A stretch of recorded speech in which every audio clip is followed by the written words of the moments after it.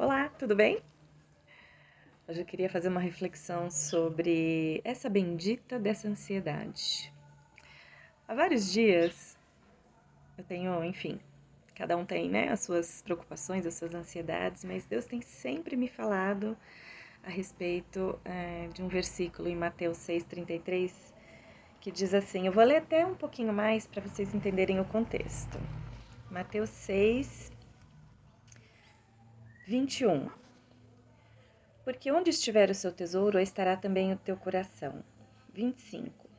Por isso vos digo, não fiqueis ansiosos quanto à vida, com que comer, a vez de comer, ou com que bebereis, nem quanto ao vosso corpo, com que vestireis. Não é a vida mais do que o alimento, e o corpo mais que o vestuário? 27. Qual de vós, por mais ansiosos que esteja, pode acrescentar sequer uma hora de duração à sua vida? 31. Portanto, não vos inquieteis, dizendo: que comeremos, que beberemos, ou o que vestiremos? Pois os gentios é que procuram todas essas coisas, e de fato vosso Pai Celestial sabe que precisais de tudo isso. Mas buscai primeiro o seu reino, a sua justiça, e todas essas coisas vos serão acrescentadas. E todos os dias eu tenho acordado com esse pensamento na cabeça, com esse versículo, e pensando: meu Deus, mas o que é buscar o reino? Como fazer para buscar o reino? E aí eu comecei a pensar sobre isso, sobre o fazer parte da igreja e sobre o ser membro do corpo de Cristo. E é sobre isso que eu queria pensar com vocês hoje aqui. Eu sou convertida, para quem não sabe, há 30 anos e frequento uma igreja evangélica.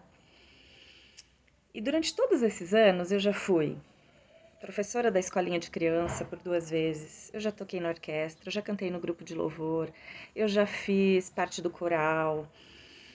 Enfim, por todo esse tempo eu sempre achei que eu precisava servir e tantas outras coisas, né? Parte do Ministério de Caridade, de oferta, de doação, enfim. Eu sempre achei que era isso que significava fazer parte do corpo de Cristo. Sempre tive esse entendimento de que a gente precisava servir para realmente fazer parte da igreja. Mas no final, tudo isso, e tenho certeza que talvez vocês possam ter experiências semelhantes, mas tudo isso sempre me trouxe frustração. Ou porque aquilo não me realizava, ou porque aquilo não fazia sentido, ou porque de repente eu me decepcionava com as pessoas, ou por aquele sentimentozinho de injustiça que a gente fica de dizer, puxa, eu sirvo tanto, eu faço tanto e não tenho reconhecimento. Mas tudo isso tem muito mais a ver com a gente do que com o outro, né? Com a nossa necessidade de pertencer, com a nossa necessidade de fazer parte de um todo, com a nossa necessidade de aceitação, de se encaixar em algo. E tudo isso sempre me trouxe frustração, porque quando eu deixava de fazer alguma atividade, aquilo me deixava sempre um gosto amargo na boca. Puxa vida, como eu não sou boa o bastante, como eu não sirvo direito, como eu não encontrei o meu caminho. E isso tem tudo a ver com o nosso coração enganoso, não é? Em Jeremias 17, versículo 9, diz assim: o coração é enganoso e incurável, mais que todas as coisas, quem pode conhecê-lo? Eu, o Senhor, examino a mente, provo o coração, para retribuir a cada um segundo seus caminhos e segundo o fruto de suas ações. Ou seja, tudo tem a ver com as nossas expectativas, com o que a gente acha que está fazendo. E não é que isso seja uma coisa ruim, é bom realmente você servir na igreja, mas tem um segredo que faz toda a diferença. Quando você realmente entende qual é a natureza do seu chamado, qual é a natureza do seu servir, né? Tem um versículo em Efésios 17, e eu vou ler na tradução Nova Linguagem de hoje, que eu amo, que diz assim, em Efésios 3,17. Peço também que por meio da fé, Cristo viva no coração de vocês, e oro para que vocês tenham raízes e alicerces no amor, para que assim, junto com todo o povo de Deus, vocês possam compreender o amor de Cristo em toda a sua largura, comprimento, altura e profundidade. Sim, embora seja impossível conhecê-lo perfeitamente, peço que vocês venham a conhecê-lo, para que assim Deus encha completamente o ser de vocês com a sua natureza. E agora que a glória seja dada a Deus a qual, por meio do seu poder, age em nós, pode fazer muito mais do que pedimos ou até pensamos. Essa é uma oração de Paulo para o povo de Efésios, e eu achei maravilhoso quando eu consegui entender isso, que na verdade a gente só consegue realmente ser membro do corpo quando a gente é cheio da natureza de Deus. Porque quando a gente é cheio da natureza de Deus pela fé, por aquilo que Cristo plantou em nós, é que realmente nós entendemos qual é o nosso papel dentro do corpo. Aí, Paulo, lá na igreja de Coríntios, começa a perceber que eles estão disputando para ver quem é o membro mais importante. E aí eu também vou ler vários versículos, porque o texto é longo, mas eu convido todo mundo a ler esse capítulo de Coríntios, 1 Coríntios 12, pois ele é maravilhoso. Diz assim, ora, os dons, no versículo 4, são diversos, mas o Espírito é o mesmo. E também há diversidade nos serviços, mas o Senhor é o mesmo. E há diversidade nas realizações, mas o mesmo Deus é quem opera tudo em todos. A manifestação do Espírito é concedida a cada um visando um fim proveitoso, no versículo 7. E no versículo 11 diz assim, mas um só e o mesmo Espírito realiza todas essas coisas, distribuindo-as como lhe apraz a cada um individualmente.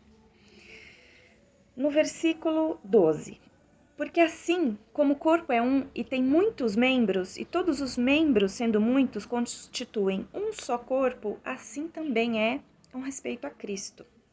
14. Porque também o corpo não é um só membro, mas muitos. 18.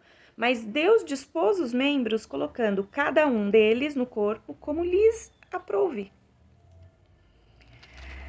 E aí depois, lá no versículo 27, ora, vós sois corpo de Cristo e individualmente membros desse corpo. Isso foi assim uma cacetada. Doeu em mim, não sei se dói em vocês, mas eu entendi que todos esses 30 anos convivendo na igreja, vivendo ora mais perto, ora mais longe, eu estava sempre querendo fazer parte, mas eu ainda não tinha entendido qual era o meu membro dentro do corpo. De que parte do membro eu pertencia. Qual era o meu propósito, qual era o meu chamado dentro do corpo, qual era o dom que Deus tinha colocado em mim, como ele diz aqui, vós sois corpo individualmente e individualmente membros desse corpo, ou seja, Deus tinha um propósito individual para mim, Deus tinha algo pontual a meu respeito. E aí eu achei muito lindo outros versículos que me trouxeram outros entendimentos a respeito não só das funções dos dons, a respeito também do chamado que Deus tem para cada um de nós. E a meu respeito. No versículo 8 de João diz assim, de João 15, diz assim, e a natureza gloriosa do meu Pai se revela quando vocês produzem muitos frutos e assim mostram que são meus discípulos. O meu chamado se revela através dos meus frutos, daquilo que realmente eu produzo com a minha fé e com aquilo que Deus colocou em meu coração. Em Filipenses 2,13 diz assim, Deus efetua em vós tanto o querer quanto o realizar. É Ele que planta os sonhos em meu coração e no seu coração. É Ele que planta o desejo de servir, de fazer, de amar, de perdoar. É Ele que planta a fé em nosso coração e também nos capacita para realizar. Não é lindo isso?